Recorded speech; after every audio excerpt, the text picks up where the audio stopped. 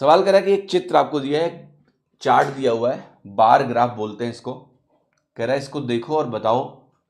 तो ये जो चार्ट दिया है इसमें ग्राफ जो है ये टोटल कॉस्ट और सेल्स वैल्यूज का ग्राफ है।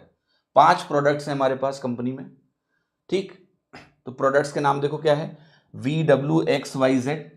ब्लू कलर से कॉस्ट दिया हुआ है और ऑरेंज कलर से आपको सेल्स वैल्यू दी है, और ये सारी वैल्यू लाख में दी हुई है, ठीक है।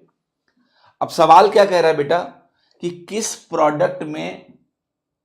प्रोडक्ट से कंपनी को सबसे अधिक लाभ हुआ है, तो उस प्रोडक्ट का नाम हमें बताना है। प्रोडक्ट के नाम क्या है, VWXYZ। तो कहां मैक्सिमम प्रॉफिट हो रहा है ये आप देखो और उसको हमें मार्क करना है। ध्यान से देखना यहां पर, गौर से।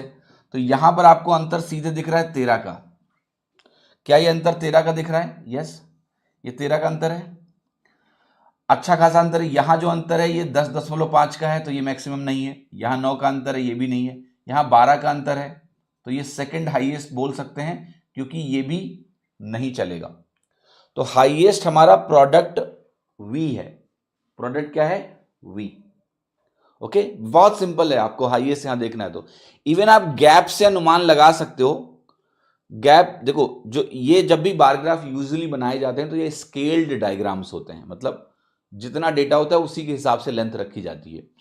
तो यहां गैप आपको सबसे ज्यादा वैसे भी दिख रहा होगा, विजुअली दिख रहा होगा सबसे ज्यादा गैप। जैसे मैं इसको और इसको तुलना करने को बोलूं तो आपको यहां गैप कम दिख रहा है ना, क्योंकि इन्हीं दोनों का अंतर ही तो लाभ है, सेल्स माइनस कॉस्ट।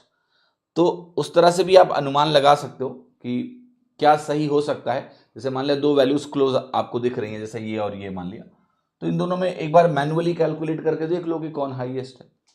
अगर मैं आपसे पूछता लोवेस्ट कौन है, तो लोवेस्ट ये होता, ये लोवेस्ट होता Z। हाईएस्ट कौन है? V। ठीक है, क्लियर है सभी को? तो इस तरह से ये सवाल हमारा हो गया।